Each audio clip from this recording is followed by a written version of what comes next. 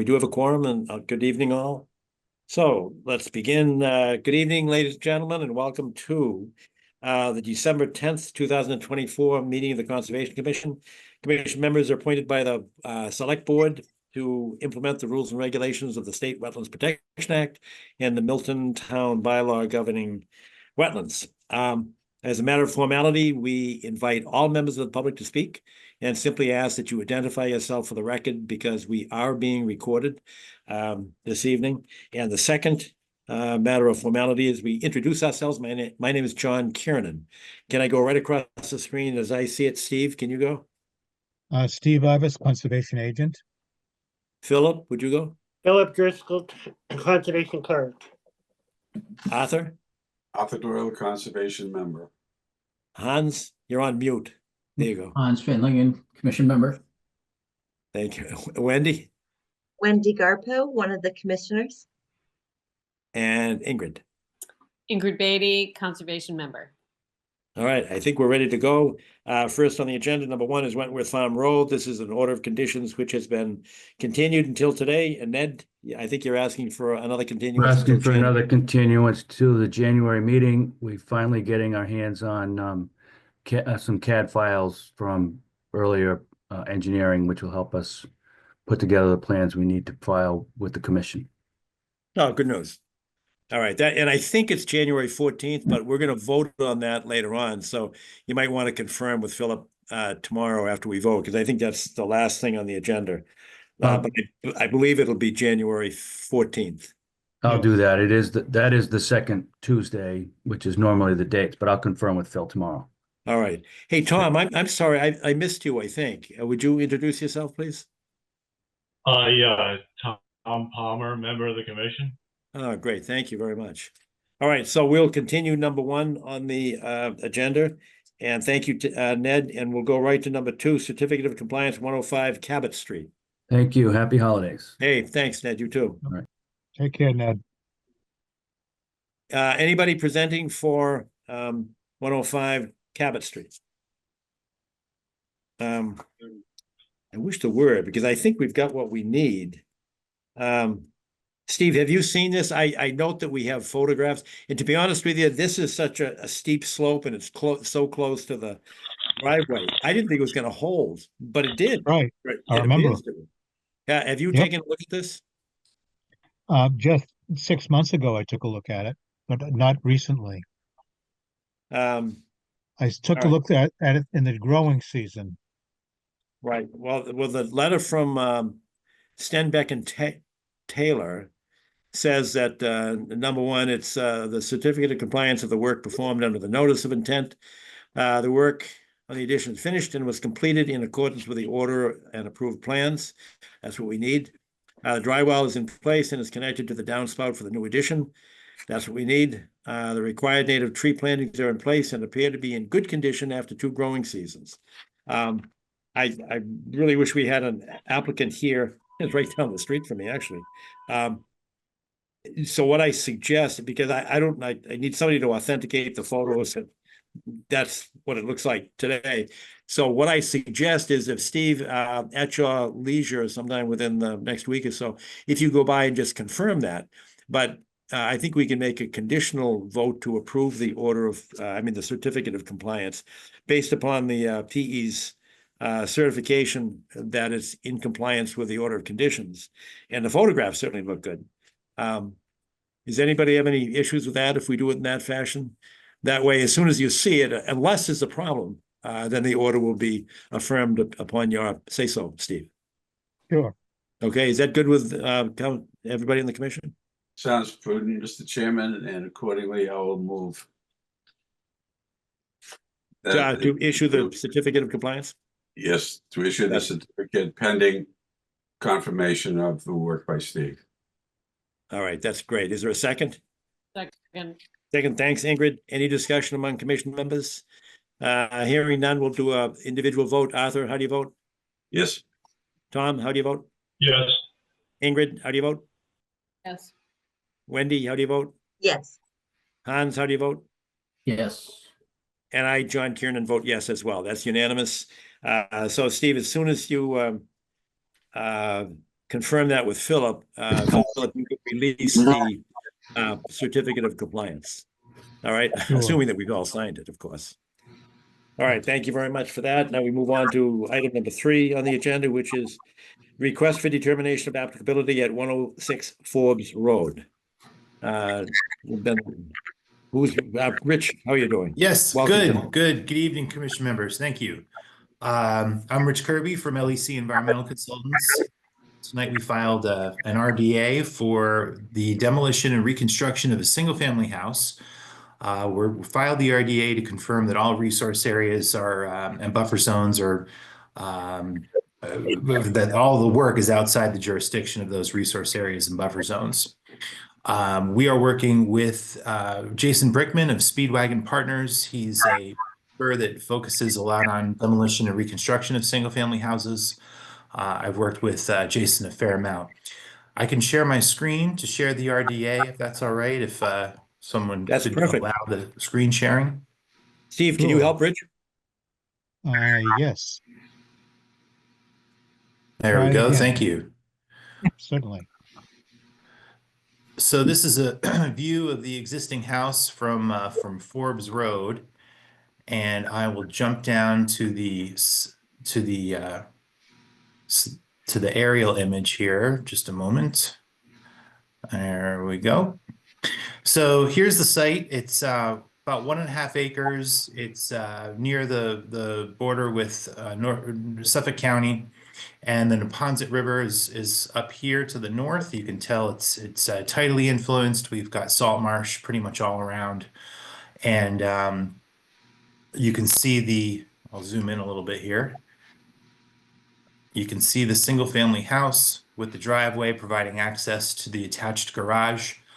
There's a relatively flat backyard, but it slopes slightly through the house into the backyard. And then there's a relatively steep slope that descends toward an access path, which provides access to a wharf. The eastern property boundary bifurcates the wharf here. And the wharf is contained by a granite block wall, which continues all along the edge of the Neponset River. There's a little bit of patch of salt marsh in this zone right here. And other resource areas include of course, mean annual high water line to the Neponset River, which is the high tide line, which occurs right along that granite block wall. We have land subject to coastal storm flowage, which on the FEMA map shows at elevation 11, which again is in the vicinity of the wall down here. And then, of course, we have coastal bank.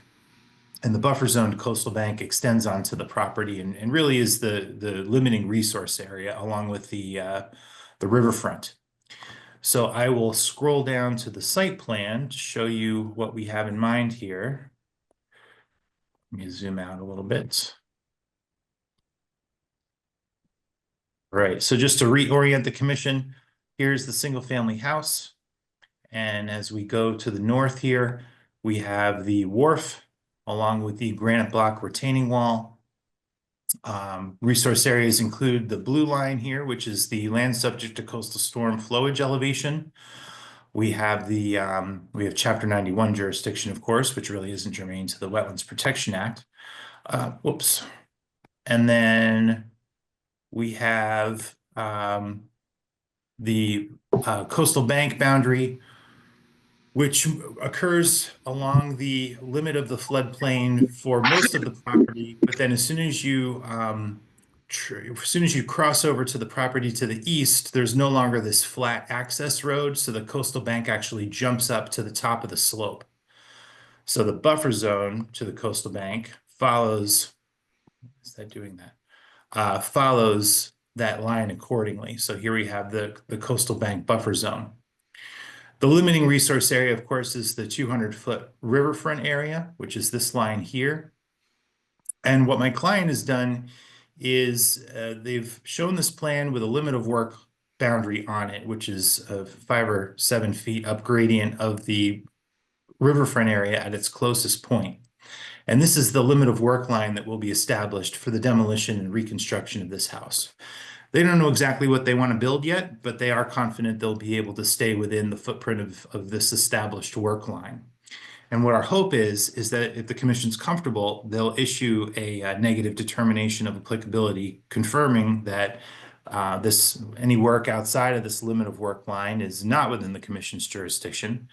And then, of course, when the applicant decides what they want to do and rebuild, and they submit their building permit, the building permit application will, of course, circulate amongst the town boards, and that building permit application will have the same limit of work line on it. And then at that point, Philip or Steve could sign off on that building permit application. So that's really it. Relatively straightforward. Happy to get into more detail if the commission likes.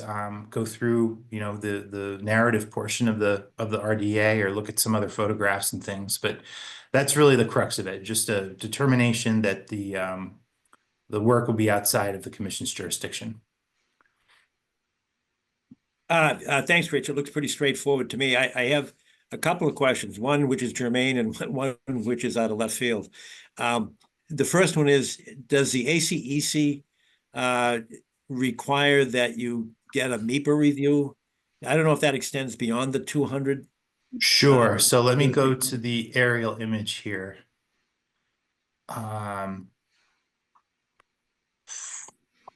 Typically, we have the ACEC on this plan. I'm not sure that we're in one. You are. Do you have knowledge that we are in the ACEC? Yes. Right. Okay. At one time, we back in the 90s, there was a big controversy as to how far that line would extend. Some people wanted it to go up to the middle of Adams Street. Right. And actually, the commission said, no, you can't do that. Right. That's too far. Right. Well, it's in there somewhere. I just don't know where. Yeah, that's a good point. And like I said, I'm not sure why this map doesn't have it on it, because it usually does. I have an opinion about where it is. Say it again, Toms. I have an opinion about where it is, just from okay. my familiarity going back. I would say it's the upslope edge of the resource area that extends furthest, which would be the riparian or riverfront 200. That makes very good sense. That's my recollection. I'd have to look it up. Right, that would make sense. There's the riparian zone there. And even if the ACEC did extend into, beyond the resource area and into the work zone, we likely would not have to go through the MIPA process, because we have no state permitting. We have no agency action, as they call it. So if this was a state highway along here and we needed a highway curb cut permit or something like that, that would trigger agency action, and then we'd have to review the MIPA thresholds to see if we exceeded any of them. But typically with single family houses, you don't exceed the MIPA. It doesn't require MIPA review typically. Understood. Thank you. My other question is, if you go back to the beginning of the pier, there's an area of salt marsh there. How's that doing? Well, it's vegetated primarily with Phragmites at this point. That's too bad. Yeah. We permitted that, or it was actually part of a permit, I think, for the wharf. And there was a restoration to make it salt marsh, but that's got to be 20 plus years ago. Oh boy. Yeah, no, unfortunately there is salt marsh all around. It's great viewing from the marsh. If you look all around, you can see salt marsh everywhere. But unfortunately, this is mostly Phragmites at this point. Okay. All right. And again, that's collateral to this discussion tonight. I was just sure. Something cut out and I didn't hear sound for the last 30 or 40 seconds. Well, we were talking. Sure, we were talking about ACEC and where that boundary was, and Thomas suggested that the boundary was likely the riverfront area boundary, which is here. And I had noted that even if the ACEC extended into the work footprint area, we likely wouldn't have to go through the MIPA process, because we don't trigger any state permits with this project. Okay. John then asked how the salt marsh was doing, because about 20 years ago, there was a salt marsh restoration effort implemented in this zone. And right now it's unfortunately primarily vegetated with Phragmites. Right. And I'm looking on page 3 of your submission. And if you could speak a little bit more to the Phragmites versus Spartina situation. And what are your thoughts on that subject? Sorry, hold on a second. Could you say that one more time, please? Yeah. So on page 3, it looks like the salt marsh, the status of the salt marsh is briefly addressed. Yes. And so I wonder if you can speak a little bit more. Oh, sorry, I just spilt my tea. Regarding the status of the Phragmites as it relates to, of course, the more preferable native Spartina. Well, I mean, Phragmites, it's not uncommon for us to see Phragmites populate an area that is tidally influenced. Okay. You know, because there's different schools of thought on this. Some folks think that there's actually 2 different types of Phragmites, and one is more salt tolerant than the other. I'm not an expert by any means in that subject, but I know that opinion is out there. You know, It's salt tolerant, yeah. yeah, you know, I'm not sure who designed or oversaw the installation of that salt marsh and what sort of soil material that they used, but oftentimes if you have fragments of Phragmites roots, or I suppose seed, you know, that plant is going to outcompete the native Spartina that presumably was installed in that zone. So hard to tell how it got there or why it has persisted, but that's what's going on really. It's really just that small patch of salt marsh on the west side of the wharf. If I may just add something, this is indicative of several other areas along the River in Milton, particularly down and back of Cortlandt Circle in Riverside Avenue, and it can suggest, in addition to what was discussed, the fact that there's a cause of more fresh water getting into the area, which Phragmites are dependent upon, or impediments to the salt water coming in from the Neponset River, and walking the salt marsh down and back of Cortlandt Circle. There is evidence of difficulty with the drainage through the salt marsh, which suggests one or both of those occurrences. And if it's all right, I'll raise this with Sean McCanty when I'm talking with Sean next, because they have, through the Neponset River Watershed Association, a study that should include this property. Good. That's an aside from the point that we have on the table, but I thought I'd mention it since it seems to be much more common and much more frequent.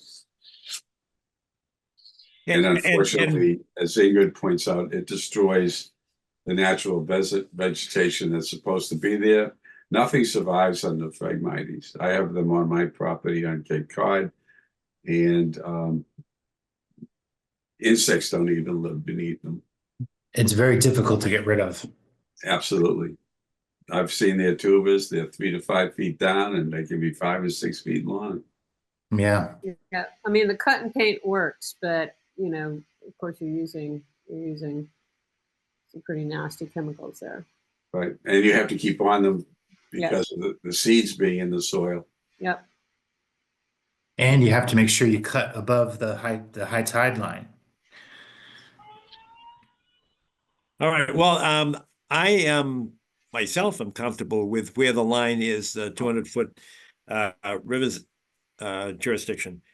But that's because I've been there so many times. I mean, Sandy Will put the dock in. We spent a lot of time there. There was a period of time when that hill was denuded of shrubs and trees and stuff. And Sandy planted a lot of trees, and we spent a lot of time there. This is also the area where, 10 years ago, remember the dead zone that we went down there?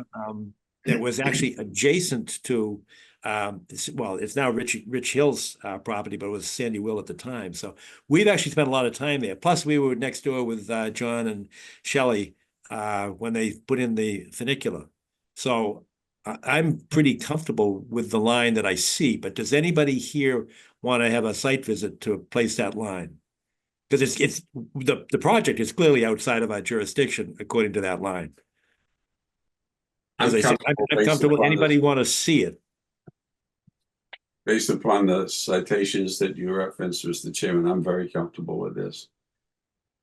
Okay, anybody else? And by the way, that dead zone, remember, John, we met with one of the neighbors Yes. who was explaining the flow of water and the water carrying fresh water and the fresh water carrying salt From the roadway, yes. way down into and causing the dead zone. So that ties into the earlier conversation about more fresh water getting down there. Yeah, that's true. That is true.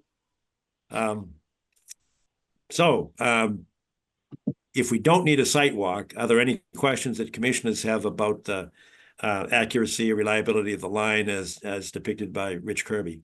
And I should also look, I can't see the whole screen, but I don't know if there are abutters or members of the public that have a question or wish to make a comment.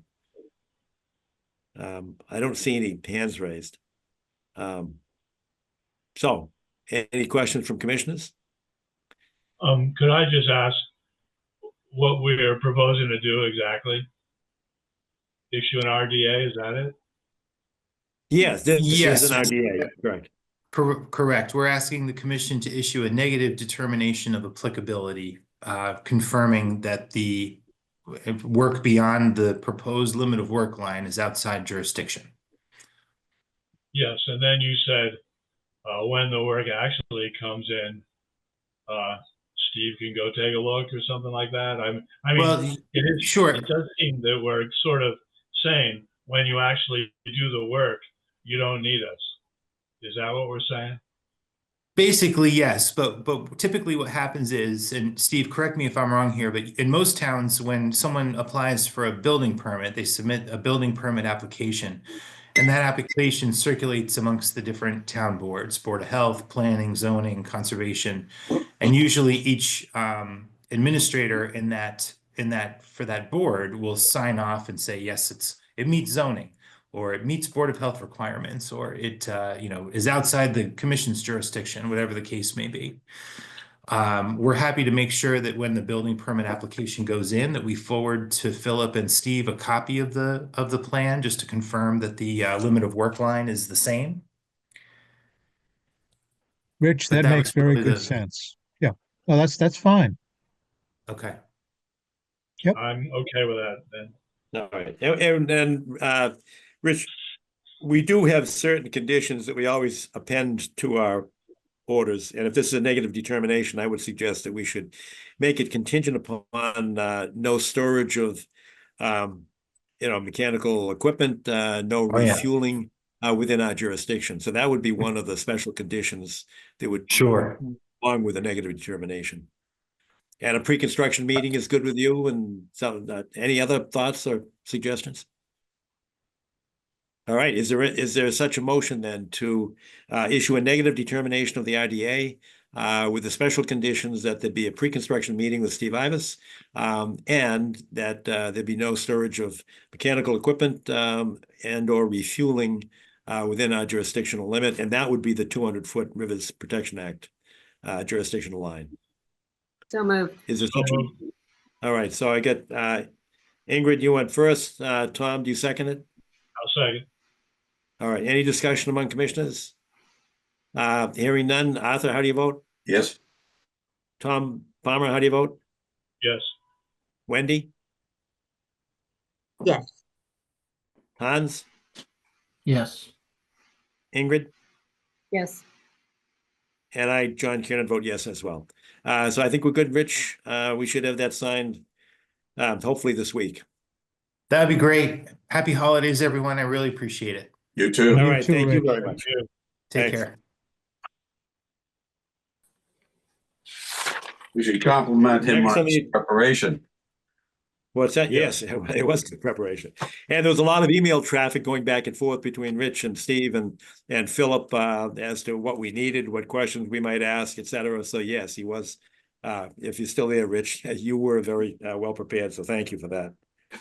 Oh, next, number 4 is request for determination of applicability. This is the Mass Transportation Highway Division. Do we have a spokesperson? Erica?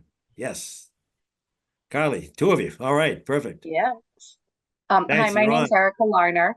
I'm the Wetlands Water Resources Coordinator with Mass DOT. And Welcome. Who's gonna, Carly, who's gonna speak? Yes, this is Carly. Are you able to hear me? Yes, we can. Okay, great. And I am Carly Barron. I work for HNTV and I'm working on behalf of Mass DOT. I'm going to go ahead and share my screen. Moment. I will have to allow you once you try it. Okay. I will allow it. Okay. Giving it a Sorry. shot. Yeah. Okay. Very good. Okay. Are you able to see my screen? Yes. Oh, I'm going backwards. I mean forward. Okay, sorry about that.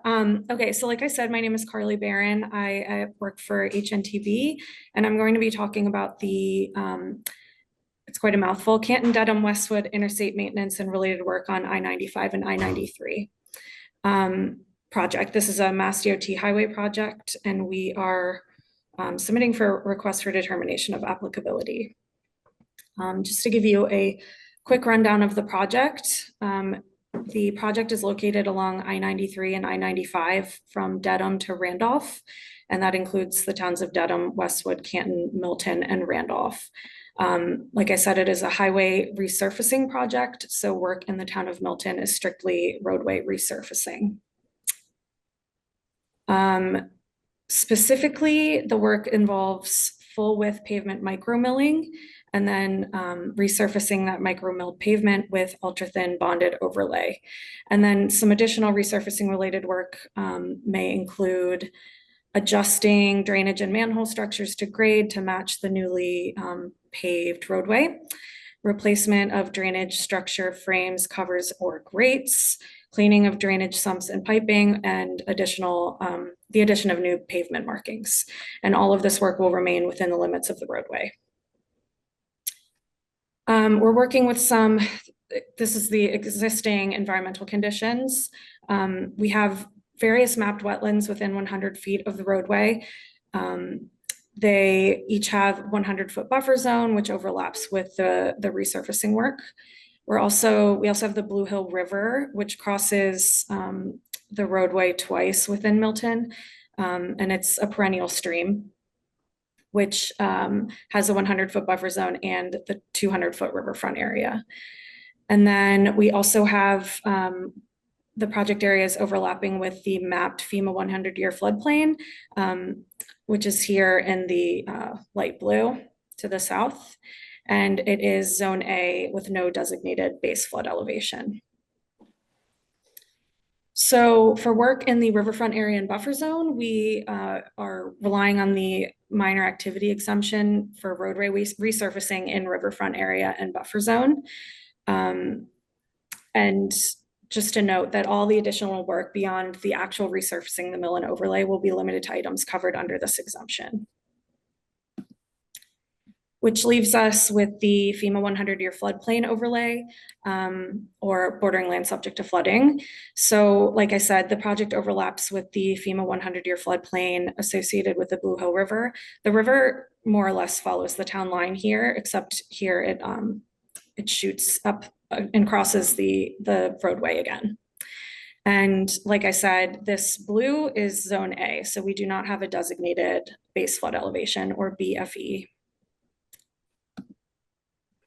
We are confident that we will not be impacting bordering land subject to flooding, for a number of reasons. All of our proposed work is confined to the roadway, and this work is occurring at an elevation of 159 feet or higher.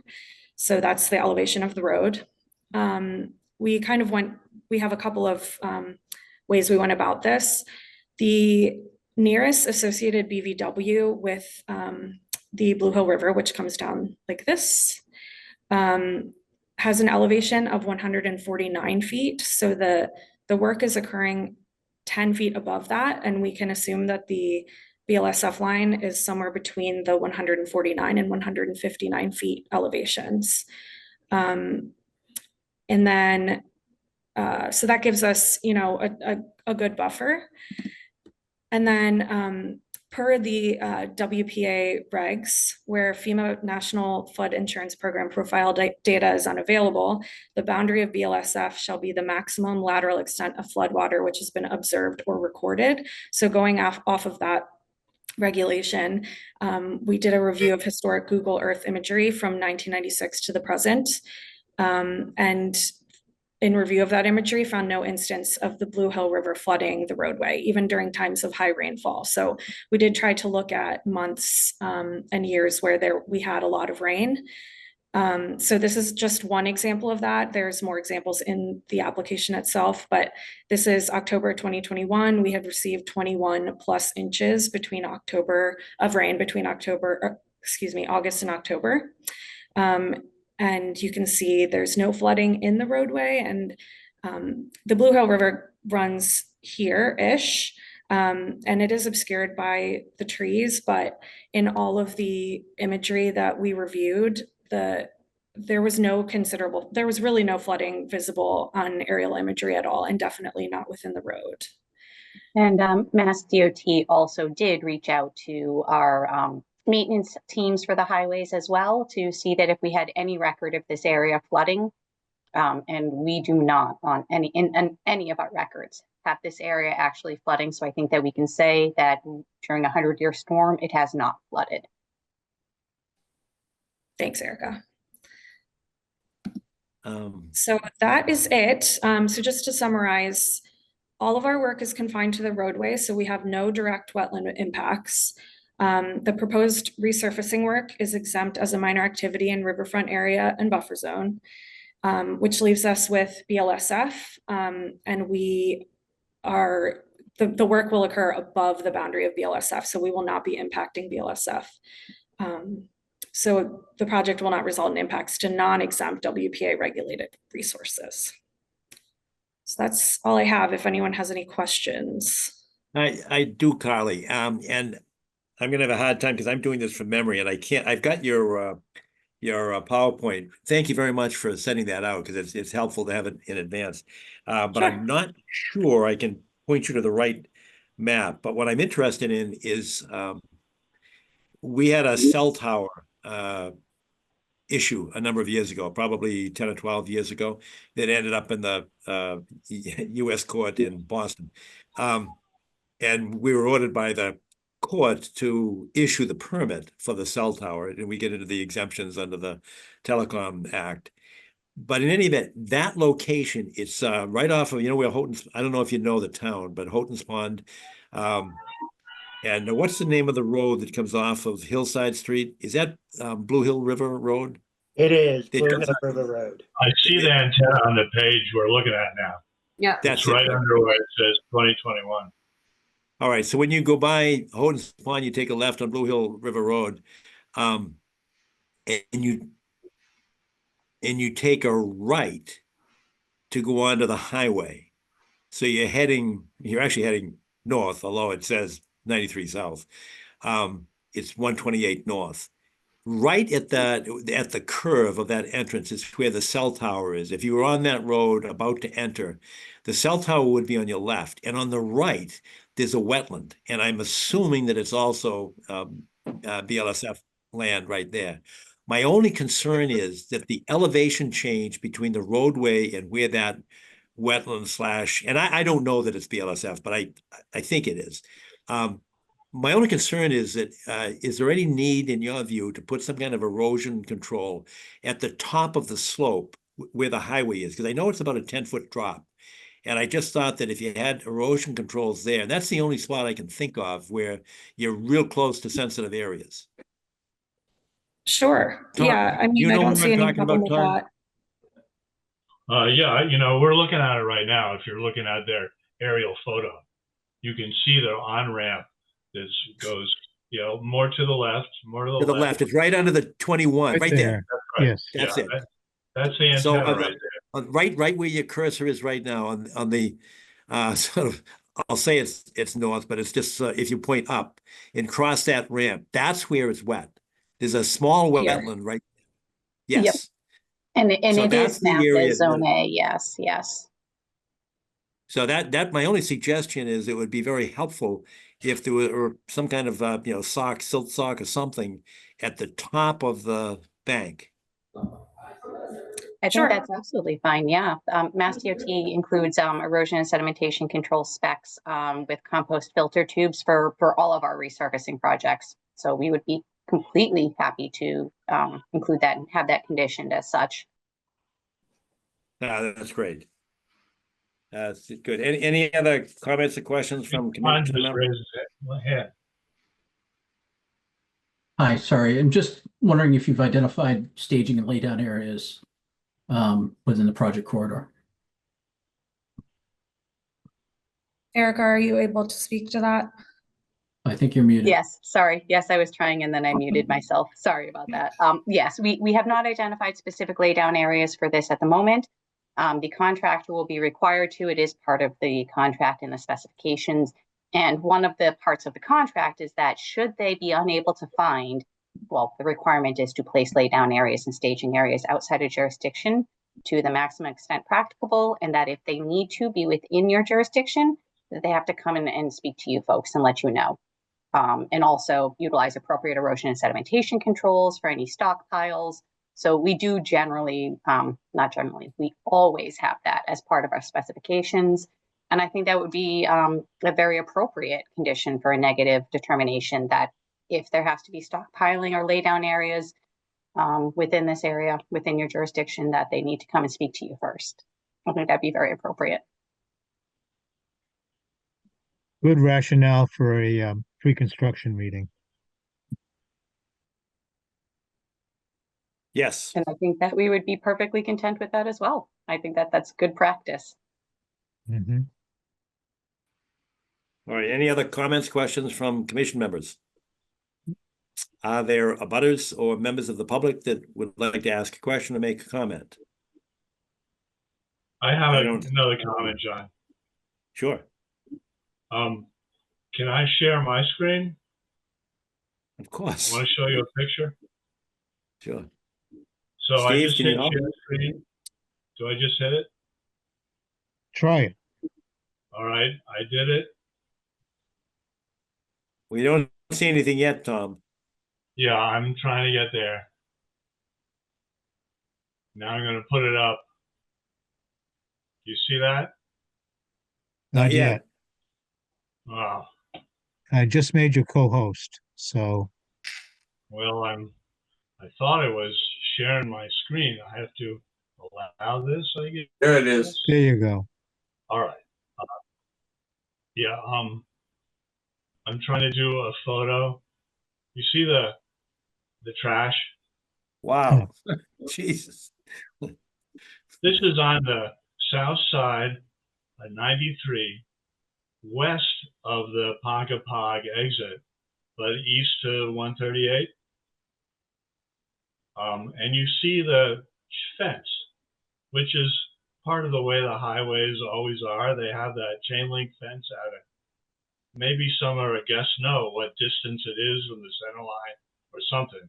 It's usually a standard distance. Anyway, you see the trash seems to have come out of the culvert at the lower right. Am I right about that? Or did it blow in? Do these highway experts, can they explain what's going on here? I can actually speak to the likelihood of this debris coming from either the outlet from catch basins or from being blown in. I can't speak to each individual piece, but in general, because we do have catch basins that actually catch the debris and we do actually remove it, the likelihood of it actually continuing through a catch basin, most of the outlets out of a catch basin are 6 inches, 4 inches in diameter. Some of them can be larger, but this amount of actual debris, I think I see some larger plastic materials, a blue Solo cup, which is, spicing it up. It's not a red Solo cup, but the likelihood of that actually getting through the grates in a catch basin which are 1.5 to 2.5 inches on either side, and then into the catch basin, which is designed to catch trash, and then out through that outlet to this location is vanishingly small. I would say that it is substantially more likely that this was blown in, or more realistically thrown out of vehicles as they drive by. That's quite interesting. That's exactly what I was trying to answer myself. How did it get there? And could you have an idea about why it seems like permanently wet below the outfall? Yes, usually because we're collecting the stormwater runoff and that it's being discharged at this point.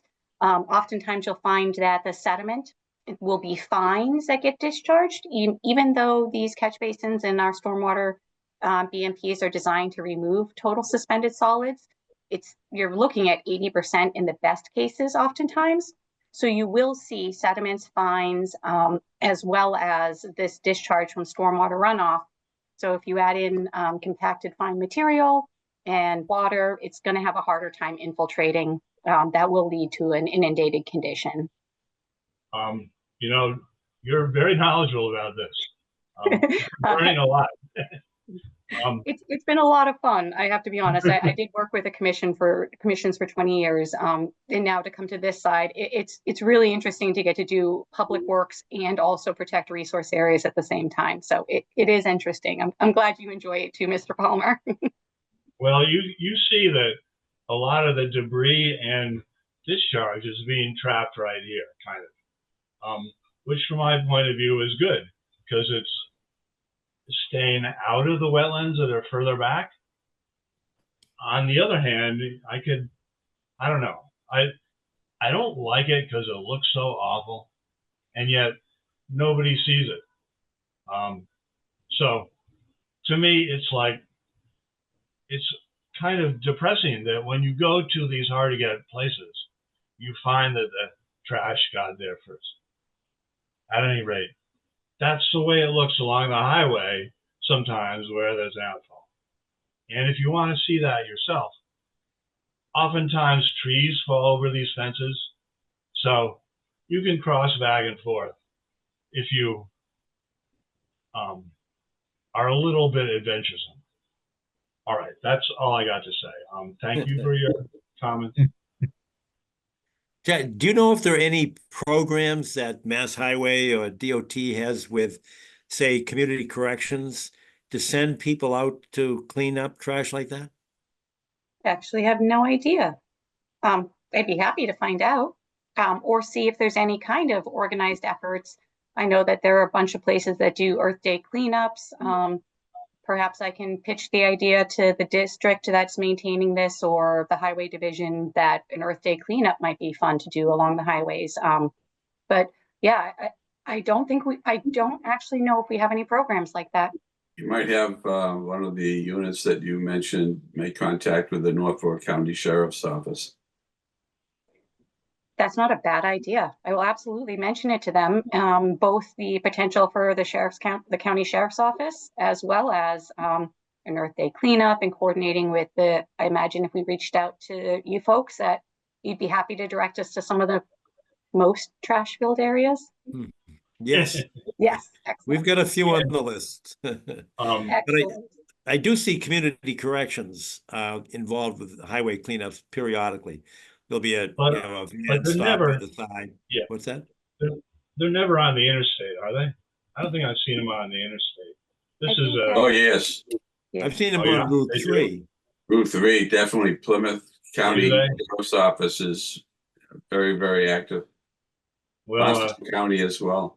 It'll be interesting because I know that we have to take an OSHA 10 class to even be allowed to do a site visit on an interstate. So I am interested to see how that works out. If I get information, I'll certainly let you know because it might be a really great program. All right, good. Thanks, Erica and Carly, for your presentation. So what we are looking at right now, unless there are other comments or questions from commissioners or members of the public, I think we're ready to move to a vote on a motion to issue a negative determination of applicability with the special conditions that, Steve, I hope you've been writing down.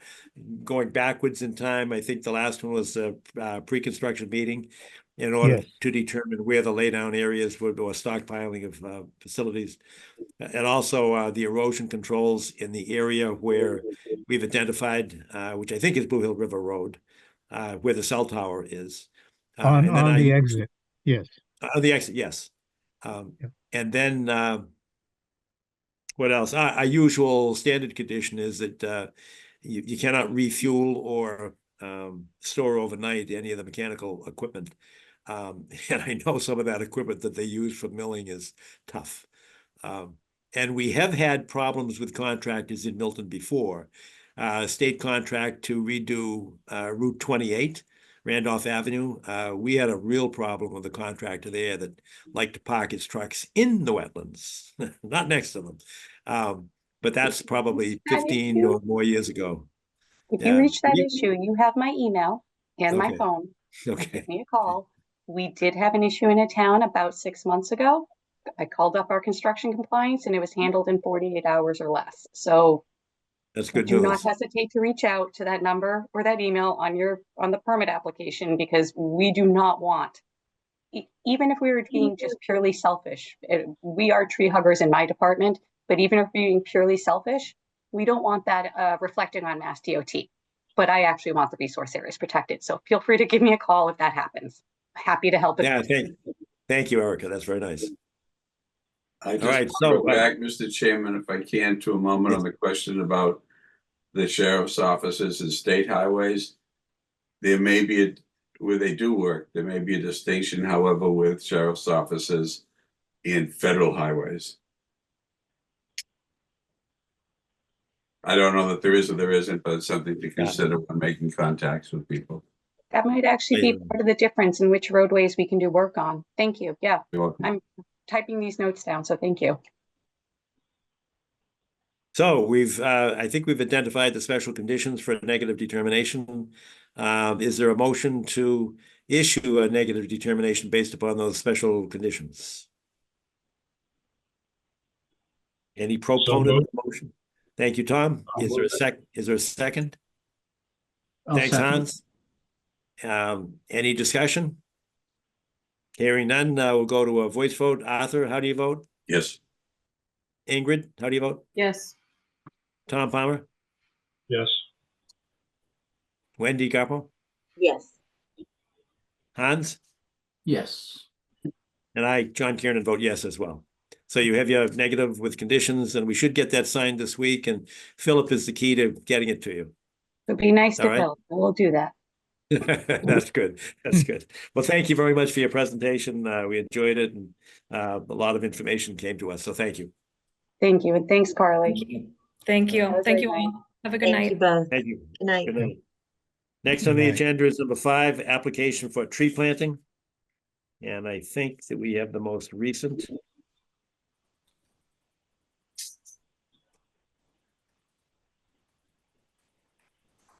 Let's see what it is.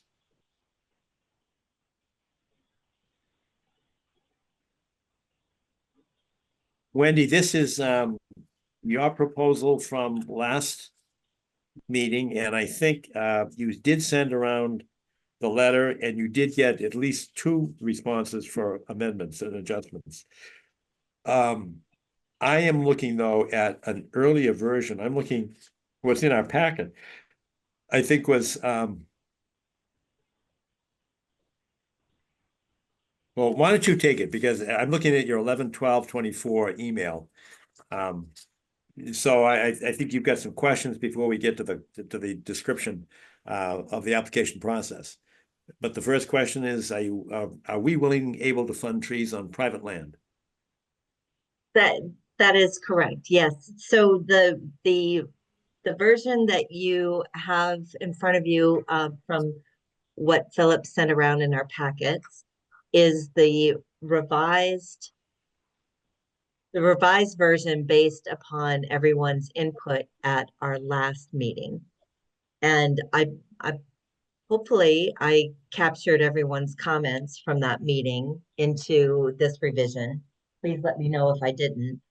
But as I was drafting it, the thought did pop into my head that we may wish to consider offering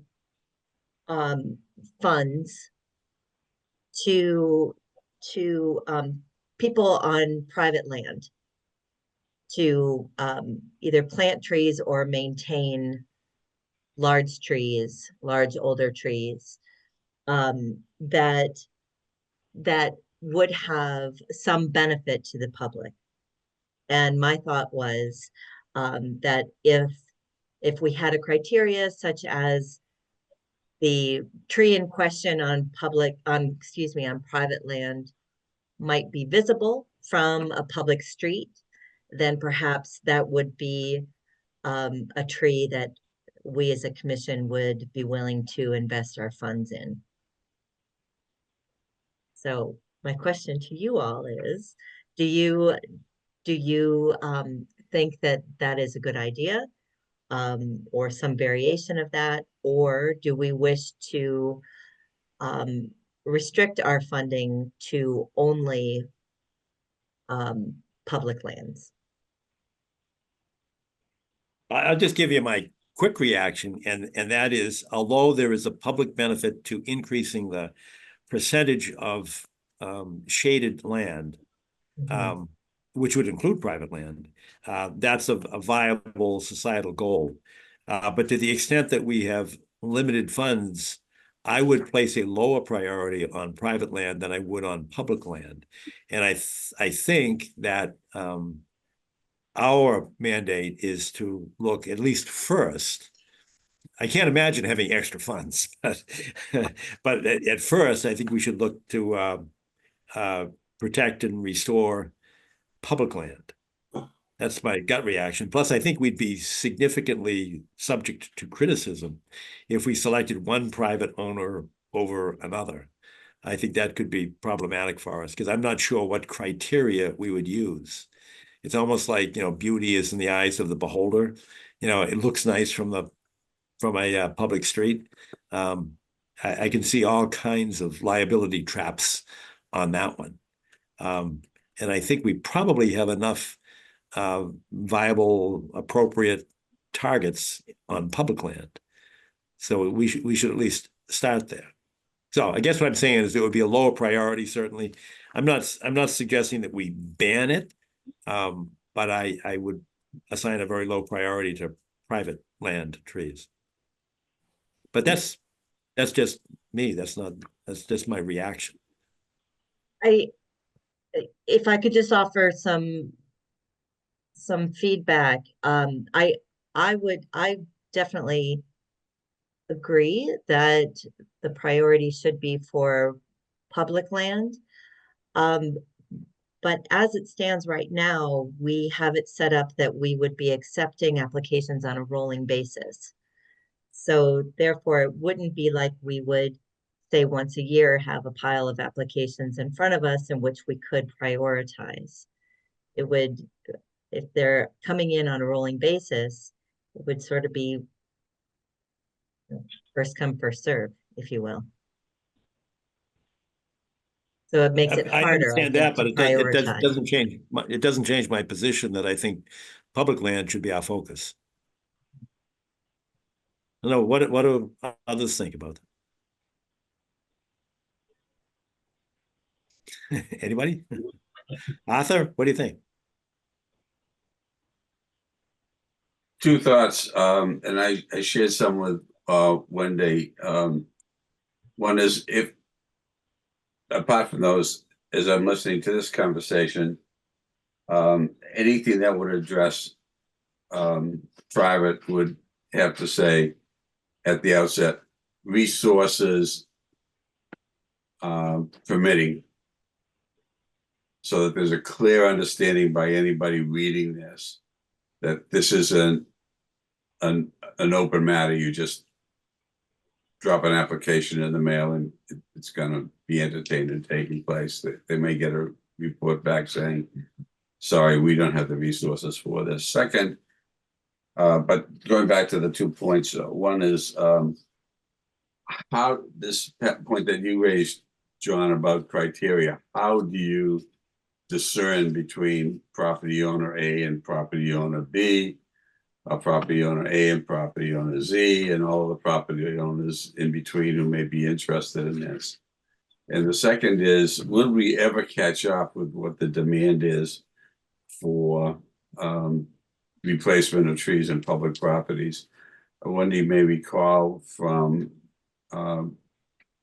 work that Ron Israel and others on the Climate Action Planning Committee provided, that the town takes down an average of 140 street trees per year.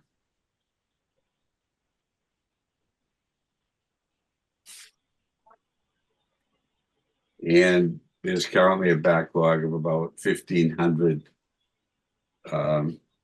trees previously lost through neglect and through their lifespan on the streets of Milton. So in the face of that, if we're going to include anything about supporting trees on private land, it'd have to be very conditional. I think legally tight.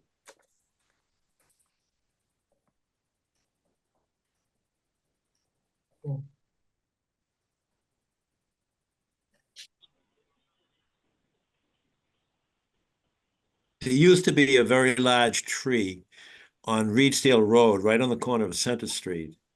Is a big white house there that's on the corner. And one of my classmates in elementary school, Mary Snow, used to live there. And that was a tree that everybody saw because they'd be going to the library. And it was private land, but there was a sort of a public feeling about it. Yeah. So I know what you're talking about.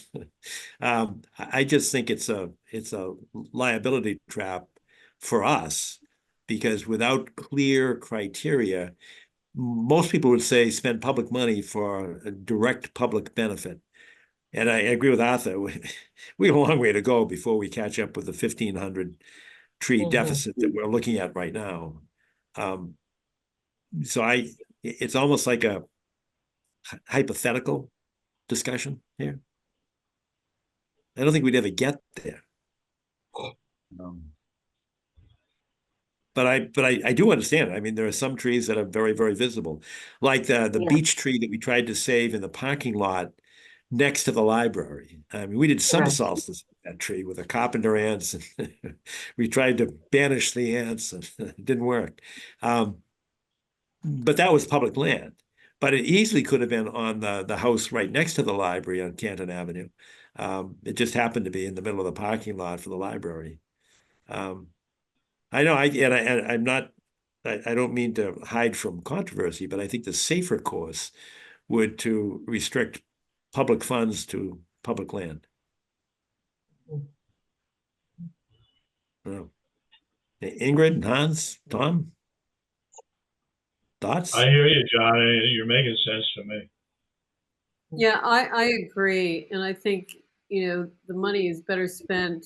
We can plant trees, but if they are not properly encouraged to thrive, the money is better spent putting towards the nurturing of the trees that we plant versus taking that money and putting it elsewhere. I mean, I think a lot of the street trees fail. Yeah. That makes sense too. So if you were to leave the letter as drafted, there's nothing in there about public-private, correct? Unless I missed something. There is a draft sentence that I added for your consideration. In the first paragraph, it's bolded. And I can just as easily take that out.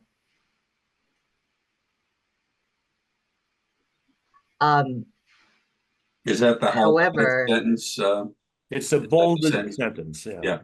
Okay. Thank you. yes, there is nothing that specifies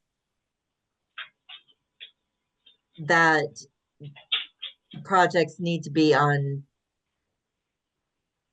Oh. So what I would propose then is actually not removing that entire bolded sentence, but just the second half of it. Yeah, So no, I agree. Native See, trees on public property. we fund native tree projects on public property. Yeah, I period. agree. Okay. That would certainly be my preference.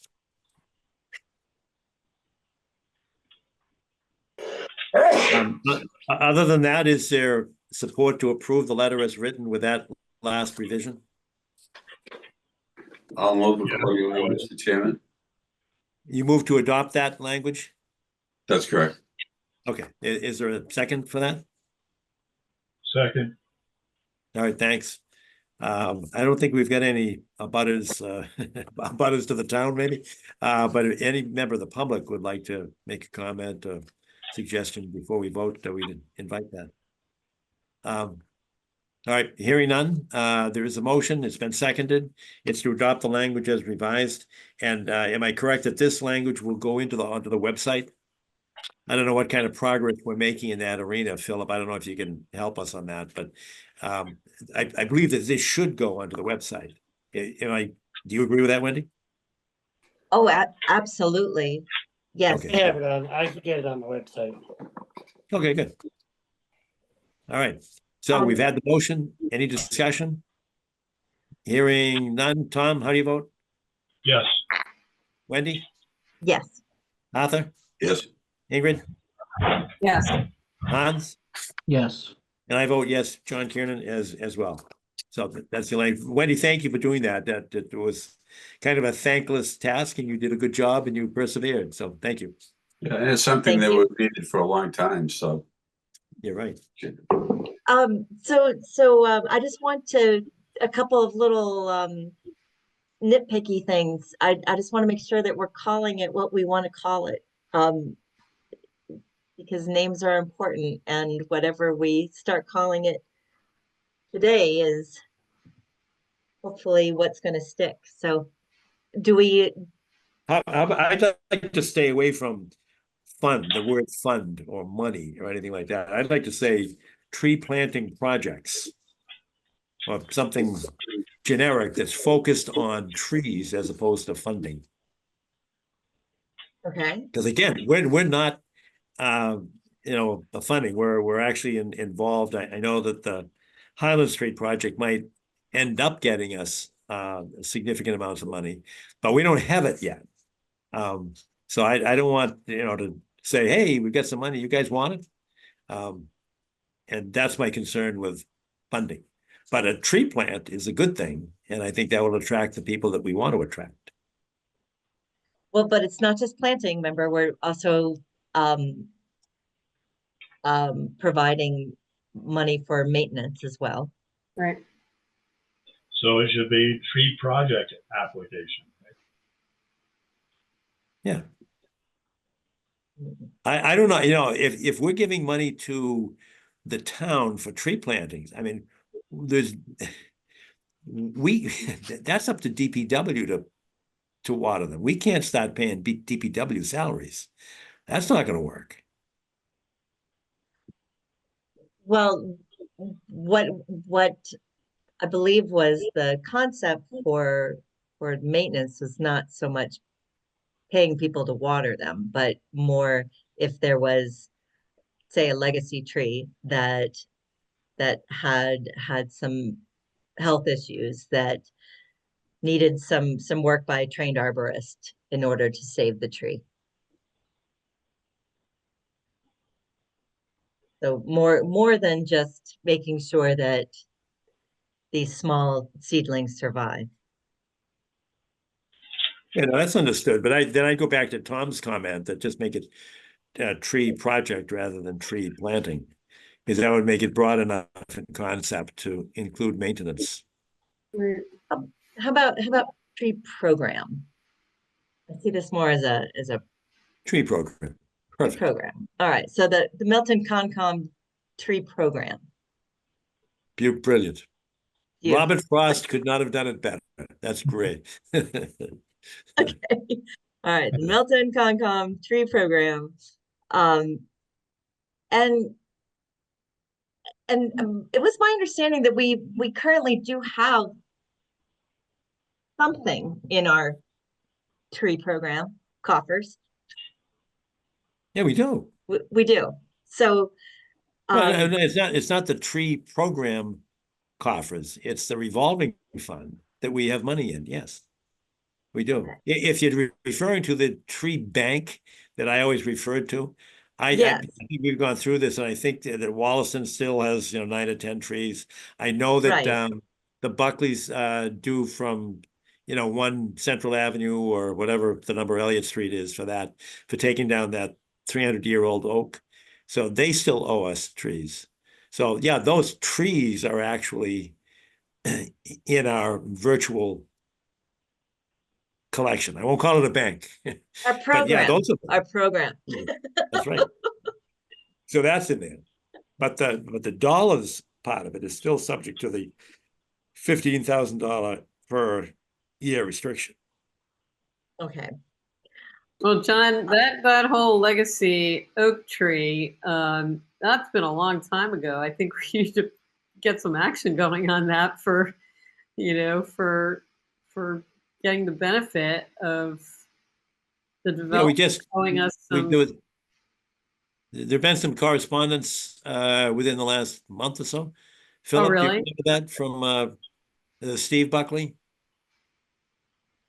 He mentioned it because somebody asked about a certificate of compliance for Buckley that. or O'Connell, John? What's that? Steve O'Connell? Is it O'Connell? Is that who you're thinking of? I thought it's Steve Conley. Yeah, I think that's right. Yeah. Isn't okay. And his father? That's at the corner of Central and The new condo development? Elliott, right? Yeah. Elliott. Yeah. The Hendricks. Yeah, that's Yeah. Steve Conley. Conley. I'm sorry. I don't know why I said Buckley. Okay. Right. And his dad was Jerry, or is Jerry. Yep. Right. But I saw something within the last maybe 6 weeks referencing the number of trees left. I think it was on your list that you sent around, Philip. I can look up. I think it was a reference to it. What's that? I can look it up again. I have it on my. Yeah, I think you sent it to everybody. I think we've all got it. I think that's where I saw it. So, you're right. And at one time they tried to say, oh, it'll be part of our landscaping plan. I said, no, this is, separate and distinct from your landscaping plan. That's going to be approved, number one. And then separately, you have to, basically pay for taking the tree down. And I think some of it's been done, but not all of it. And I think that list indicates what's left on his IOU list. And some of those were larger trees, Wendy. They're not the 3-inch caliper or 3.5-inch. They were larger, and that actually went into our calculation. And I recognize that A, they cost more, and B, the percentage likelihood of survival decreases the larger the tree that's being transplanted. So we took that into consideration, but I believe that list is there, so that's available. So speaking of which, do we want to, in this particular case, since we have these virtual trees per se that are available, should we specify that when we're letting people know that we have this new program and we're inviting applicants? So we say, in this particular case, since we have these virtual trees, hey, we're looking for public entities that are interested in rehoming these virtual trees. Well, when you say public, and this goes back to the public-private, remember, the street trees are on public land, but they're in front of people's homes. So I know that DPW gets calls all the time. Hey, can you guys plant a tree in front of my house? I'd like to have a tree there. Well, they used to anyway. So sometimes there is a private push to that. I think we can keep it generic rather than, putting up like a on sale kind of, today and today only. We have, 4 native Yeah. trees, 6 inches in caliper. Well, but I- remember, we currently have two organizations that are in communication with us. That was sort of the impetus for us to formalize this program. The Right. Beverly But Park if they folks call- and but- the Glover School. Sure. So do we want to extend an invitation to them, say forward this letter, but without any specificity about what we have available, or do we want to be more specific? I just think this is an invitation to the public. If you have a Mhm. proposal, bring it to us. Mhm. I don't think we have to tell them what we've got. They can say, we'd like to have X, Y, or Z. I mean, it's not a secret. It's public information. So if you feel like telling the people at, Glover School, hey, listen, we've got, 6 4-inch trees or 4 6-inch trees or whatever's on the list. That's fine. I don't think we have to put it on the website. But I'm trying to be transparent, but I don't want to Yes. sound like we're pushing trees on a particular organization. Right. Right. Okay. Well, then, perhaps we should just leave it up to them to tell us what they're looking for, which is Yes. how we've drafted the letter as is. Correct. Okay. Then they come back with I- a particular proposal on a particular place and we say, yeah, great idea, and here's the money to do it. Or not. All right, I think you've done a good job, and I think you've achieved your objective. So I'm curious, do we want to add the word bank to our program name? I don't think so. I mean, Tree bank. that was my mistake that I paid for a couple of decades now, because I was I the one know. that started using bank. And I mean, people should we thought, just roll with money. it? That's what everybody thinks of it now anyway. So, I mean, to me, I feel like it's very descriptive. Yeah, well. I think the letter should just go up on the website as is. And As people is. can apply as to whatever they want. Okay. Okay. I noticed that Elaine Carroll is here with us tonight, from the Milton Times. So, Elaine, do you want to join the conversation? No, I'm happy to take, if you want to send me something, please feel free. Happy to take it from there. But you do very good work, and I'm happy to have all of you doing it. Oh, good, thanks. So are we ready to move on to the next agenda item? Yes, all right, number 7 on the is a vote. Oh no, we've got 6 is the approval of the minutes. Approval of the minutes. And Philip, thanks. Well, actually, Steve, thank you for putting these all together and assembling them. And I know back in the day that the notes were you had chapter 1 and chapter 2 and chapter 3 of the notes. And I think this is I think your collection of notes here is commendable. Thank you. Because you narrowed it down, you get the basic facts there. I have gone through them, and I would be pleased to support a vote to approve. But I want to make sure that everybody's had a chance to review them and make comments or edits.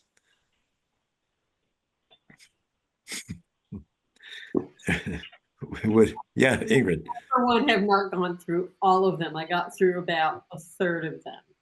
So I feel like we need to push it. I think we should do it correctly. But just so you know, we are getting pressure because we've had a couple of Freedom of Information Act requests for our minutes. And, some of the applicants have contacted town council. Town council called me and said, John, when are you going to have these available? So I really don't want to delay because people will think we're trying to delay and we're not. Right. At your judgment then. But again, I don't want you to just, vote yay without even seeing them. How about everybody else? If we waited a month, would people feel more comfortable? I'm pushing to get it done, but I don't want to push speed over quality of work. I think some of you know that I read them when I get them. Yeah. And right, and I've probably highlighted more typos than anyone else. Yes, you have. True enough, and I thank you for that, Tom. Well, that makes me feel like I don't have to read them again, and so I haven't read them again. I'm ready to posit that I have read them all already, because I do read them when they come out. From comments I've passed to Steve, you'll probably know that I read them as they come in too. Indeed. And I'm prepared to vote on their adoption along with Tom. All right. And Steve, you know that I sometimes call you on Oh, yes. issues. I know you can't help it, John. I can't. So I've read them. And I thank you for that as well. This is all good. This, there's no negative about this. Hans, you have a position? I've skimmed through a good amount of them. I didn't have any issues. Okay. All right. Well, I don't want to isolate you, Ingrid, because I respect your, intellectual integrity of wanting to read them. We've got enough of a quorum. Yeah, so I'll abstain. Yeah. You could abstain. Yeah. All right. Wendy, you 1/3 of a vote. That's true. That's true. Wendy, are you okay with the vote, or you want to delay? I would be more comfortable waiting until I've had a chance to thoroughly go through the robust reading material. Okay. Well, with two people feeling that, I think the most conservative approach is so that we can call ourselves I daughters and T crosses, that we should defer to January. But please, we have to vote to get it done, because town council's all over me. So number one on the agenda, Philip, for January 14th, please. Sure, no problem. All right. Thank you. May all right, so the last that people take a hot toddy or something on a cold winter's night and go through them. Absolutely. Good thought. Fortification. True. Vote scheduled hearings for 2025. Any issues with those? I don't see any. The only issue I have is November 4th, the November meeting is Veterans Day, so I need a date for that one. The second Tuesday would be Veterans Day. All right, so well, did the Fed celebrate Veterans Day on Monday? I know they celebrate Veterans Day the day it actually is. That's the one that it moves. That's correct.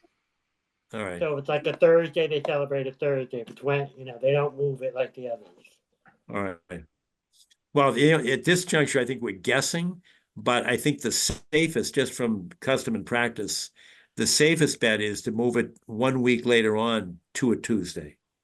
Okay. Because we don't know when the planning board is meeting. We don't know when the select board is meeting, et cetera. And we don't want to conflict with them if we can help it. The 18th then? Of November? Would that be correct? The 11th to the 18th? Mhm. Hold on. Yes. Yes, the next Tuesday is the 18th. Everybody okay with that? With that, if that's It acceptable. doesn't interfere with Thanksgiving that year, does it? Thanksgiving is on the 20th. Following week, I believe. Okay, so with that revision to the 18th, is there a motion to adopt these calendar date meetings for 2025? So moved. Thank you, Tom. Is there a second? Ingrid, Second. thank you. Or was that a question? Was that a No. second? Yeah. Okay. Good. Any discussion? I don't think there are any abutters to the to the dates. So if no further discussion, we'll take a voice vote. Tom Palmer, how do you vote? Yes. Wendy? Yes. Arthur? Yes. Ingrid? Yes. Hans? Yes. And I, John Kiernan, vote yes as well. So unanimous. You've got that with that one revision, Philip. And then we go on to the next. Mr. Chairman, could I Yes, sir. take a moment of indulgence Of course. relative to the last item on the agenda that we were discussing? Namely, You the mean- minutes. Oh, yes. Having been in a position where I understand the imperative of having responses to public records requests, and also the interest of the parties making those requests, would it be possible for us to vote adoption of the minutes pending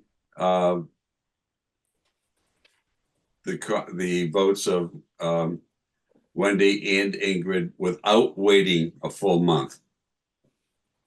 Mm. Yeah, we do that conditional stuff all the time, conditioned upon a submission of a revised plan. We do that.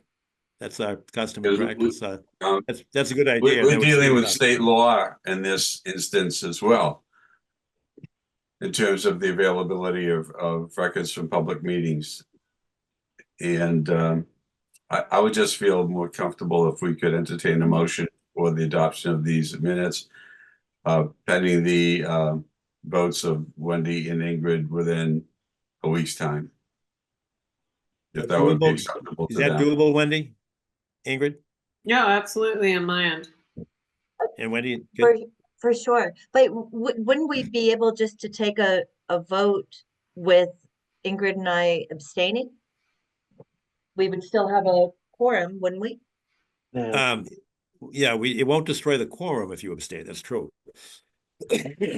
We could do that. I just like to have, I'm a consensus guy. If we can do it, I'd like to have everybody in a position to vote yay or nay or revisions or not.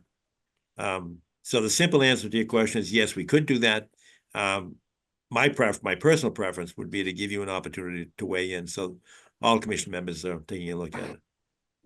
I do appreciate that, John, but also I'm wondering if I wouldn't be so concerned about typos or anything, but if there was some glaring error, wouldn't any of us be able to identify it after they've been officially adopted and to modify them after the fact? Just curious. The simple answer is yes, you could do that. You could file a motion to revise. That's true. But okay. But that's sort of an after the fact issue. The primary fact is, can you vote if you haven't read them? That's the issue before us, before you. Right. Right. Which is why I was saying that I would prefer to abstain since I haven't read them in their entirety. But then if I'm remiss in not doing my homework on its due date, but if I were to make up my missed assignment and read it after the fact and there was a glaring error, then I could go through that process, correct, to have it changed or edited. Well,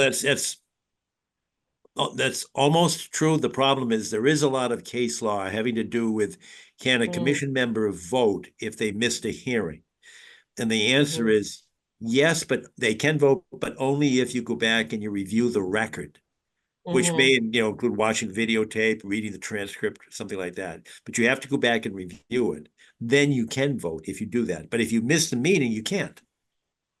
So I think you're getting awfully close to that situation by voting without having read it, on the basis that, well, if I read something I don't like, I can always move to revise it. I don't think that's an appropriate course of action. But I think the answer to the question is in Arthur's suggestion that we do a conditional vote that becomes effective as soon as you give it your blessing.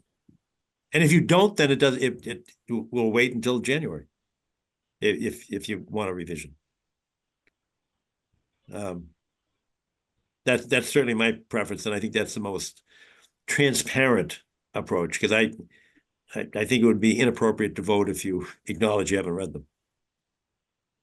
So are you willing to? Right, yeah, that's not what I was suggesting. I do not want to do anything inappropriate. That is not what I'm suggesting at all. No, I know that. I know you said, so the issue is whether you abstain or whether we wait for you. I'd prefer to wait for you, but I'm just looking see if there's a consensus here. I thought the best way after our discussion was, as Arthur suggested, that we do a conditional vote, and as soon as you approve, then we go forward. If you don't approve, then we consider it in January. And what would the process be for Ingrid and I to approve it? Would we just have to email you and Philip and Steve? Philip, email, yeah, you can copy everybody, actually. Okay. It's public record, so sure, copy everybody.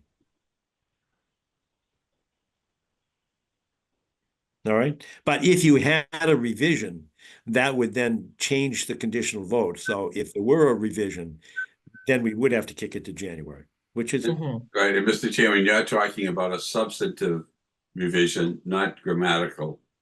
Yes, it's not a typo. Right. Right. So I have a motion on the table to do a conditional vote subject to approval by Wendy and Ingrid. Within 1 week. Is there a second for that motion? I'll second it. Thanks, Tom. Any discussion? I'm going to say all in favor, but Arthur, how do you vote? Yes. Wendy? Yes. Tom? Yes. Ingrid? Yes. And Hans? Yes. And I vote yes as well. All right. With that background, now is there a motion to approve the minutes as drafted by Steve Ivins? I so move. Okay, yeah, because the first vote was just a contingent vote. Now we're whether we can do it in that fashion. Now the vote is whether or not to approve them with those conditions. And is that your motion, Arthur? Tom moved. Oh, Tom did. Okay, that's your motion. Arthur, will you second that? I will. Thank you. Any further discussion? So the second vote will be Tom. How do you vote? Yes. Wendy? Yes. Arthur? Yes. Ingrid? Yes. Tom? I'm Yes. sorry, Hans? Yeah. Hans? And John Kieran, I vote yes as well. Yeah, vote twice. So those are approved, and within the next week, Ingrid and Wendy send your email. And there's no pressure. I mean, if you feel there's some substantive revision, then so stay. All right, good, thanks. And will you just, maybe you could copy everybody so we'll all know, and it is part of the public record. Okay, all right, good. Thanks, Arthur, for bringing that up. And I think that will move it along faster, and Peter Miller will be happy. So number 8 on the agenda is new business. Do we have new business? Steve? I have a. No, I'm sorry, Tom, go ahead. Yeah, I have 2 things I think we should discuss. One, Arthur mentioned, namely, having to do with a Quincy application for a Quarry Hills 80-year lease extension. The other thing I think we should discuss is what I emailed the other members about a lot on Forbes Road where there seems to be work in jurisdiction. All right, let's take them one at a time. First one is Quincy's renegotiating his Milton. Yeah, well, Milton has a lease, but we're not renegotiating, I don't think. It's only Quincy. Are they at the end of their lease, or are they anticipating? No, there's still 32 years on a lease, but they want to add another 50 to make 82. And they also want to buy 12 acres from the city to build a hotel. That would be in the bend of Rituti Drive where the flagpoles are now. that's that leg-shaped piece I think I sent to everybody, showing the 12 acres they want. And I've been involved with it because, frankly, I just never felt that they fulfilled their obligation to restore walking access to the Blue Hills after they covered up the trails that used to be there. And I'd like to share my screen to show you what I'm talking about. If I could do that. So I think you're still a co-host, aren't you? Okay, I just hit the share screen. Hit allow. And I have to select window or screen. So I'm going to do that. Do you see something there? No. Not yet, Tom. Steve, what do I have to do to finish this? There's something I got to do. I can make you a host. I'm Change going to the hit the host. share screen. I'll hit the share screen button again. Allow. You're the host I'm getting now. a little. All right, I have to select window screen. Maybe that's it. There you go. Good. All right, now okay. All right, I'm sorry I'm so slow on this. All right, that's not what I want you to look at. Here it is. This is a slide we made. You see the group down the bottom? They're called Quarry Hill Citizen Advocates. I'm involved with this group. It's mostly Quincy people who are concerned about another 80-year lease on all this public land when the original commitments weren't kept by the developers. And this is the commitment I'm concerned about. Namely, the blue polygon is the leased premises that Quarry Hills rents from Quincy. That's upwards of 200 acres. And you see there's parkland all around it. Lyman Park in Milton, Cunningham Park, DCR Quarry Park, Blue Hills Reservation. And the red dots, do you see those? Yes. Yes. Yeah. That is the only trail that Quarry Hills Associates has said they have to provide in order to meet their obligations. What are their obligations? Don Neal, remember Don? Mm-hmm. Oh, really? Yeah. Dave Hodgson and I sat down with the wetland permits, sat down with the MEPA process on this project back in the 90s to try to get stuff written into the permit that would preserve what you see in orange here. Do you see those orange paths? Those were Yes. mapped. Those were mapped by Friends of the Blue Hills years and years ago.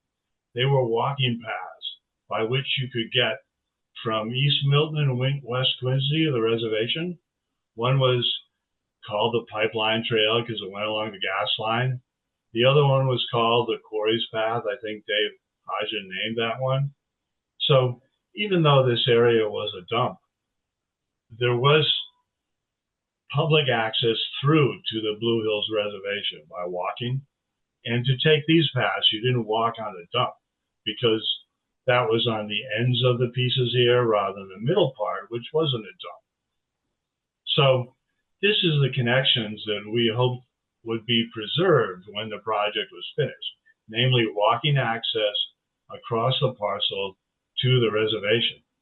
But we made those deals before the project began, and as soon as the Gulf opened, the operators or the lessors or the lessees said, we're not going to do it. It's crazy. We're just not doing any paths on this land. Yeah. And later on, more recently, they have talked about, well, we'll decorate this path in red that's on DCR land. We'll put signs on it and so forth, which they have done. But our argument is, well, I'm going to take you now to the actual language of this requirements. Here they are. this is the so-called Section 61 findings that I had a hand in developing, although I didn't write them. And the Section 61 findings are the DEP's document that states the obligations of the proponent. And here you can see them. And they're pretty specific about these paths. If you see the first bullet, there have to be 2 additional access points to the reservation, one from Quincy landfill, one from Milton landfill. And what's more, the paths form a network because they have to connect these 4 open space parcels that are around the site. I guess Cunningham Park is split between Milton and Quincy, but Lyman Park's in Milton. The other one, Corey's Park, is in Quincy. And also the requirement that where the path shall be routed to take advantage of the site. So it's very specific. The proponent shall provide the footpaths, and the footpath shall do X, Y, and Z. I'm going on now. I just want to show you. This is the Hall Road under construction in spring of 1998. So when I took this picture, all that permitting had already been settled, and the certificate had been issued, and the obligations agreed to. But this is, you see, there was a large area between the Milton landfill on the horizon and the Quincy landfill, which is behind the camera. This was the area in between the landfills. There was open space that people enjoyed while they walked through to the reservation. So the paths did go through here, and we wanted them to be restored after the work was done. So our group has been at Quincy City Council advocating for this. Don't enlarge the lease or extend the lease until these obligations have been met, and they haven't been met. Now here you see what appeared in the ledger in 1997 when the project was being promoted and they were seeking permits, and you can see there's a hiking path that goes through the golf course to the reservation down at the bottom in the area of Sauk Notch, and goes past Fuller's Quarry. They promoted that there would be hiking paths in a recreational complex, and that's how they sold the project. But when construction finished, they said, "Are you nuts? We can't have walking paths on a golf course. We're not doing this." And I want to show you the reaction of Milton at that time. Where is it? I'm not getting it. I will get it. Milton, when this happened, when Quarry Hill said, "No, we're not going to build the paths," Milton responded. Let's see, you should be able to see in a minute. Do you see that? Town of Milton Office of Selectmen, it's a press release. Quarry Hill's access decision plainly wrong. At that time, Dave Colton was administrator, and Mary McKettrick was the chairman of the Board of Selectmen. And here they say that what happened was the developers got a letter from DEP, which they're quoting here. And the DEP letter said, "We're letting you off the hook about these hiking paths." And Milton is coming back and saying, "This is a notice of project change. You can't unilaterally say they're off the hook, DEP. You have to go through the process." And this was a pretty sharp letter following a vote by the selectmen. And I was really pleased that we got this, but it had no influence on the developers. And they had never acknowledged any need to reconnect this network that did exist. Here's another look. This is the trail map for the Blue Hills Reservation. You can see where it's been folded. Now the yellow ellipse is a proximate project site, and the red buttons are all the keep out and no trespassing in golfers only signs. that they have put up. And the purple trails inside the ellipse is another representation of what used to exist, about how you used to be able to walk from Kynham Park or Lyman Park to the reservation. And the purple line you see outside the ellipse over on the upper right, that is the trail that Quarry Hills say they have provided. But they haven't provided it because it's not on the land they're leasing. It's just DCR land where they are putting up signs to claim that they are checking the boxes. So that's where we are right now. And interestingly, at the contentious hearing of the Quincy City Council last night, they did not vote to send the lease to the ordinance committee, which was the next step. Instead, they did not take a vote. And we think that was because there was probably 100 people there saying, wait a minute, this is a bad deal. And a lot of those people we had recruited to come, and there were more of them than there were people supporting the lease. So this is a matter of interest to Milton as well. And it's a matter of conservation interest, I think, namely the conservation of walking access to the Blue Hills. And I don't know if that's what you had in mind, Arthur, when you mentioned you want to hear about this, but I would just add that this owl was photoed by me at dusk when I was going to the meeting at the clubhouse. It was the first public information meeting a week ago, and I walked there rather than drove. And walking was much better than driving because I didn't have to go down Pleasant, Edge Hill, Bryant Avenue, the Merger Expressway, all the way up to Judy. I went like 1 mile instead of 4, and I didn't burn gas and warm the globe.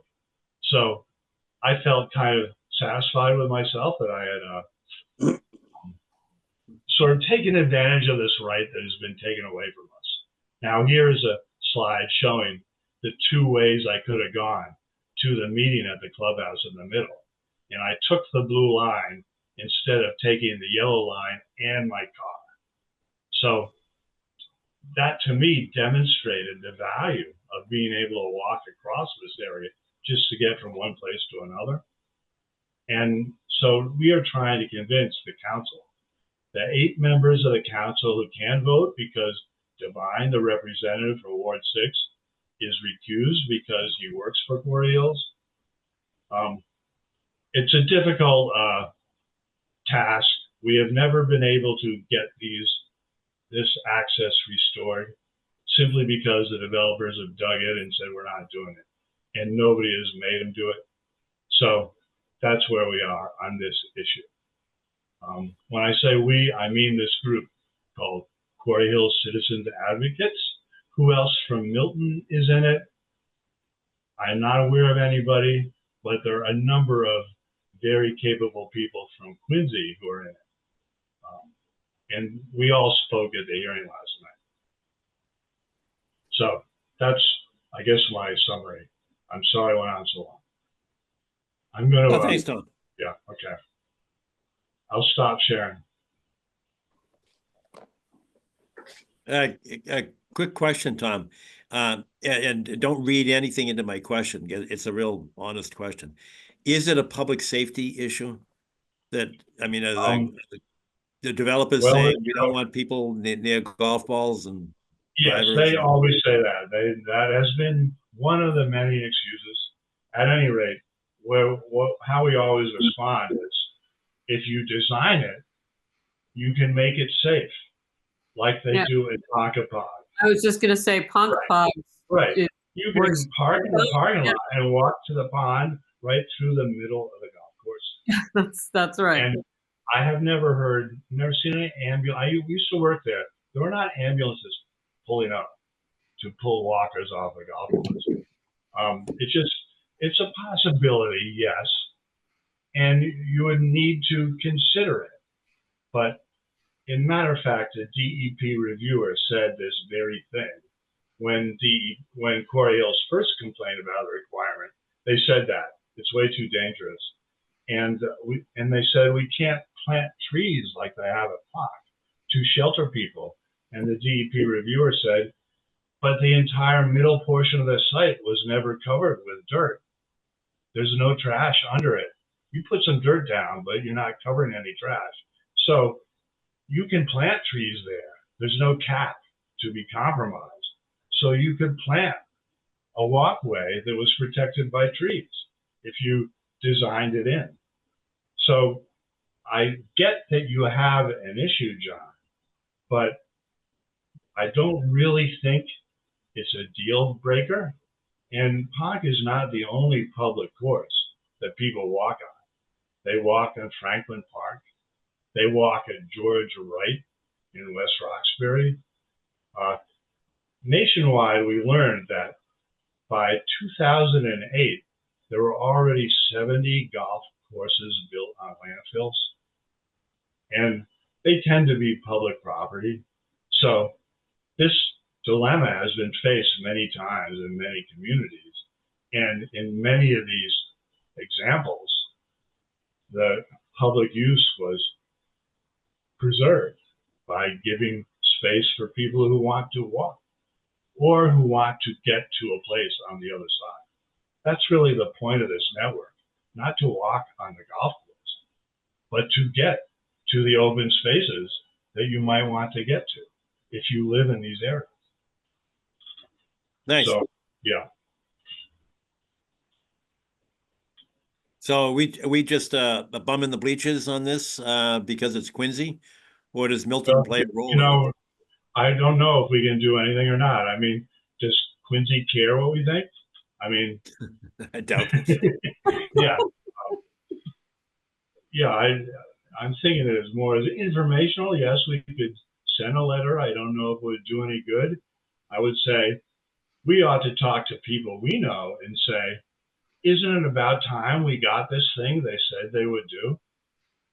And certainly that's what I would say if they came back to Milton and wanted to extend the lease. I believe the Milton lease still has 30 years ago as well. And I also believe we are getting money from Quarry Hills every year.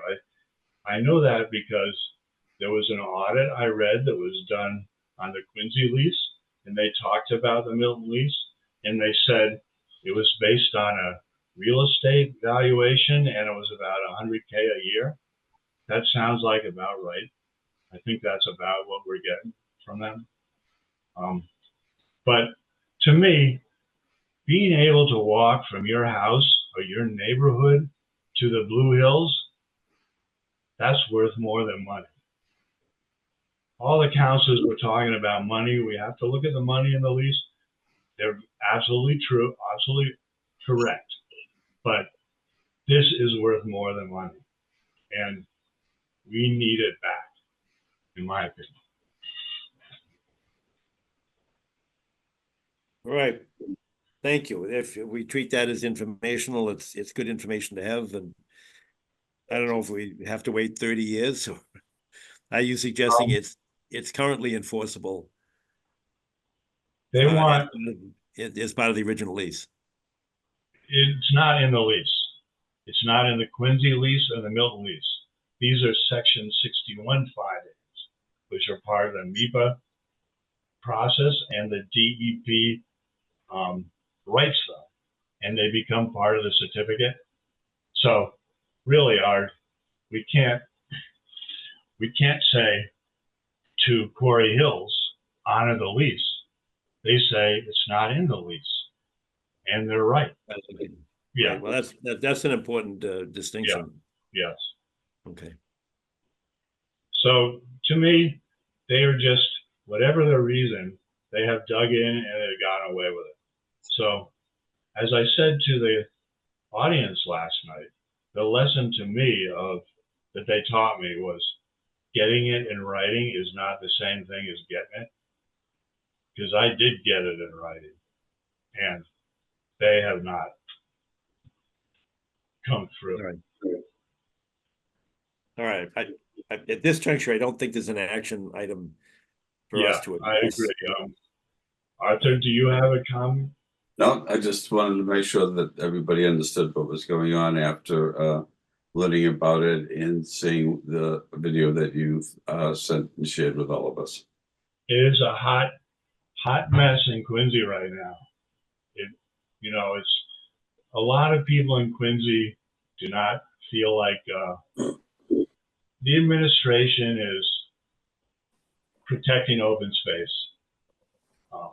And this is all zoned open space. It's all public land.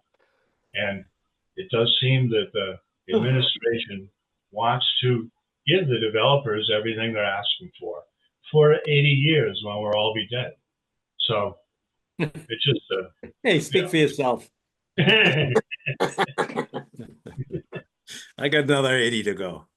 It seems like just a huge gift to them. And I understand why the people are aroused. I'm aroused. And I want to live to see this access restored. All right. Thanks, Tom. Yeah. Now you had a second item that you wanted to bring up. Yes, And that's now you saw my 156. email with the aerial photo of that lot overlooking the river on Forbes. It looked like it had work done in jurisdiction. It looked like Yeah, it looks like a trail of some kind, doesn't it? a trail. There is a trail there. Is that a trail that we're looking for? I don't remember seeing that before. And we've been out there a ton of times. I've never there's been a, on there's a that lot trail. myself. There is a trail there, everyone. But the area that I'm talking about is, it almost looks like white sand from Yeah, the overhead and- aerial picture. And in other pictures, it looks like it's just been landscaped and cut without a bright stripe. So there's something going on there, and I think we have to contact the homeowner and go look at it, in my opinion.